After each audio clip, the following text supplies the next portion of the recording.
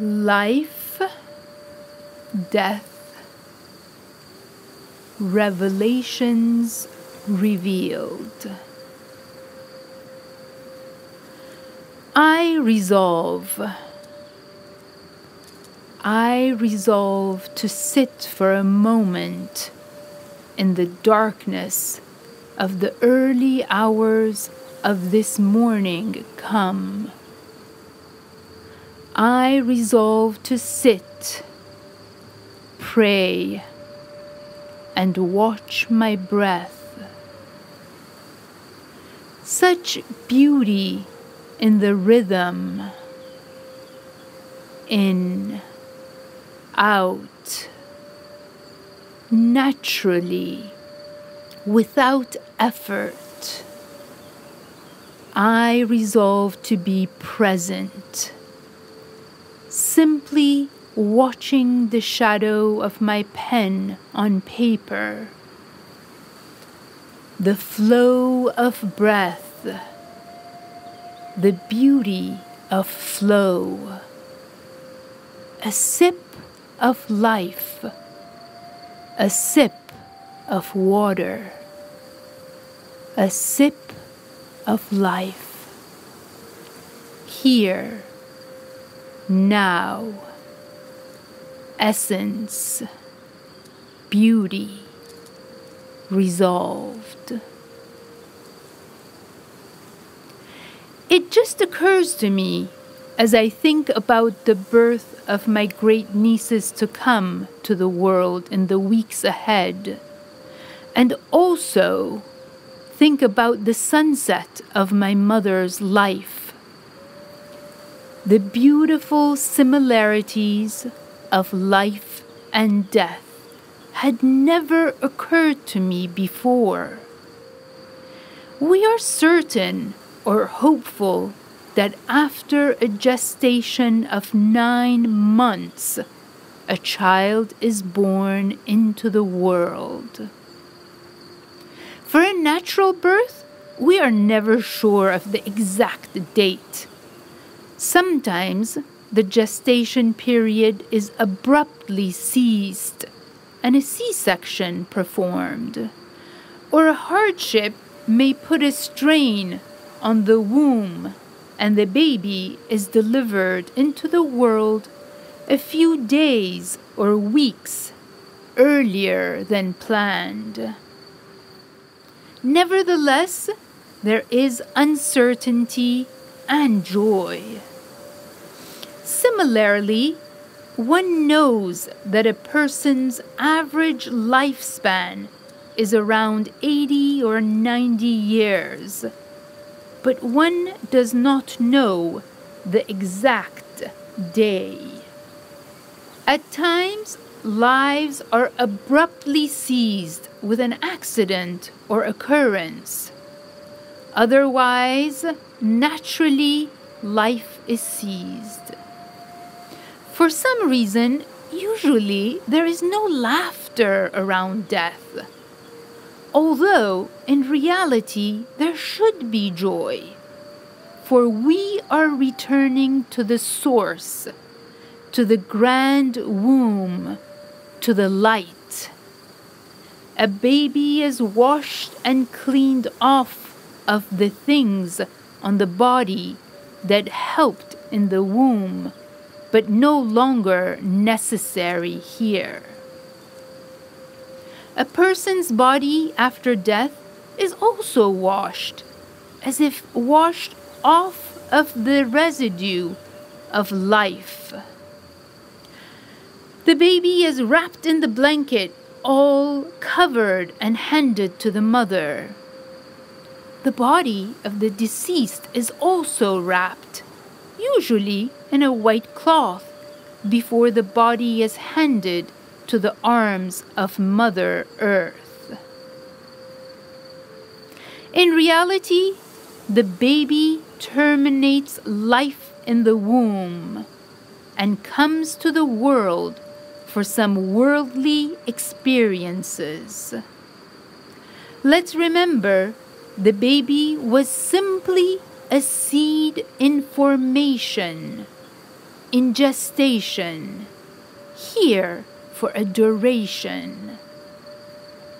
Where was the child before? It feels certain somehow that the being of that child always existed in the universe, and it was simply waiting for a body to be formed in order to enter life. So too, when a person dies, they are simply leaving the body, the vessel. Some even say the cage behind. In order to experience true life in the arms of the beloved. Washed and dressed in a cloth, the baby enters the world. The baby cries at first, but all others are joyous, those around. But the opposite is usually the case in the case of death of a loved one. Let's say, even after a full life of 80 or 90, it occurs to me that the person who has just died must be rejoicing as those around weep. Rejoicing, for once again there is unity. Unity of self to thee. True essence of life in pure connection to light. The child stops crying as he or she latches on to life. I hope to realize that when the eldest in my circle passes away, when my mother dies, she is in pure bliss, and so why should I cry? Yes, I will miss her, but she is with me always. She is in every breath, every wink of an eye. For she is the womb that carried me here to now. When she returns home, I must be aware of this light in flight. Just as the baby's umbilical cord is cut from the mother in order to prepare them for the life here in this world, so too the breath must cease. The heart stops beating as it is attached to this space and time. The body left behind, the umbilical cord left behind, the body buried or cremated or given to the sea. All in all, there is a cutting of cords with this life in order to arrive in paradise, in bliss, in the beautiful, pure return to light. No breath, but real life. Just as it takes an infant some time to latch on and learn the ways of the world, so too the newly departed must find the way. The way to dance, the way to float, the way to smile in the weightlessness world of space and time. Float and connect and latch on to life through light. A new life. Who knows, perhaps another return to earth to find another home, another body and life. A new life, the possibility of simply existing in the world of true existence, which is living as light in light, connected, illuminated, floating, existing, smiling, being divine light. A question occurs to me. What does the infant carry with him or her upon arrival into the arms of the parents? In reality, nothing at all. Simply a spark. It is the spark of life, the spark of light. Does the infant carry a file filled with things to do, or things it has done to arrive to here and now? No. And so, as we depart carrying nothing with us but the light of our deeds in our lives. The lighter we are, the higher we float, the easier it will be to experience flight as a weightless speck of dust. The infant leaves one world to enter the real world, leaves behind the small womb to enter the world. In the womb, with limited things to eat and see and experience, hearing things through the layers and layers of skin and tissue and such. Always connected, nowhere to go until birth.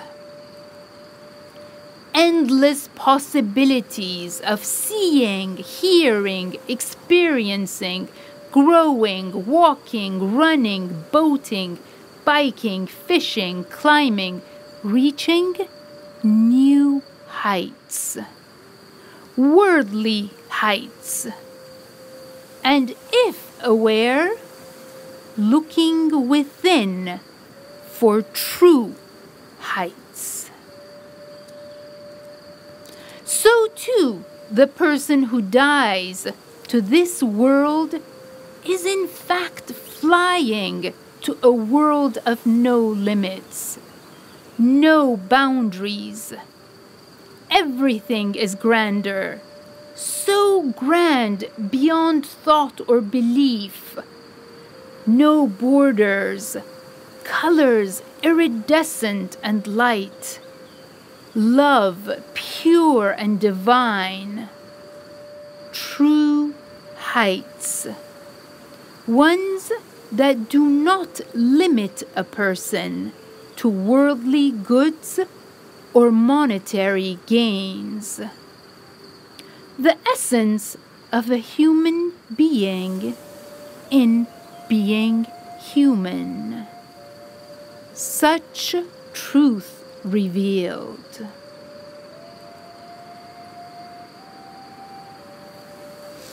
The truth of an infant limited to the womb and the surroundings. The truth of us limited to here and now. For me, my pen and paper, the bed I rest on, the clothes I wear, the house I live in, the people that constitute my family and friends, and few other acquaintances and beautiful, pure chance encounters. These are my truths. It is not for me to speak of the truth beyond. Once my body has been washed and dressed in a beautiful, simple cloth of white, But even the thought brings tears of joy to me, for somehow I feel the safe arms of thee welcoming me home. The seed in gestation I have been, not sure when I will be ripened enough to fall from this tree of life. But the truth is, there is essential beauty in the return, in the connection, in the burial before flight. Wow, the womb is indeed very similar to the tomb. Enclosed, dark, safe, Mother Earth, hearing murmuring sounds, not seeing beyond, but knowing deep down inside there is more than meets the eyes. The closed eyes ready to see. The seal is broken when the body is given to the ground. The seal is broken when the baby is given to the world. In one, no more breath. In the other, breath with no attachment. In both, life and death. There is detachment. Detachment from womb and feeding cord. Detachment from world and family and worldly things. This detachment is key to survival. The sooner the child detaches from mother, the sooner he or she starts experiencing the world. I ask myself about my attachment to my mother. I feel this has all been an exercise in me letting go of the chain or umbilical cord. Nevertheless, the detachment after death is essential for flight and for those left behind. Life. On one side, the 9 months in gestation. The other side, 90 years of life. Then, month 1. On the other side, year 1. Then, month 2. Years 2 to 10. Then, month 3. Years 10 to 20. Then, month 4. Years 30 to 40. And so on, until birth, where the cord is cut, until death, till the last breath. How beautiful! Life and life. And furthermore, recall that when a child is born, we know nothing about its world it has come from. We know not its thoughts or wants or not. So too, when a person passed the threshold to death or life beyond, we know nothing of what is revealed beyond. All a mystery. Before life and after life. Life is a certainty in the cradle and also before. in the grave and also beyond.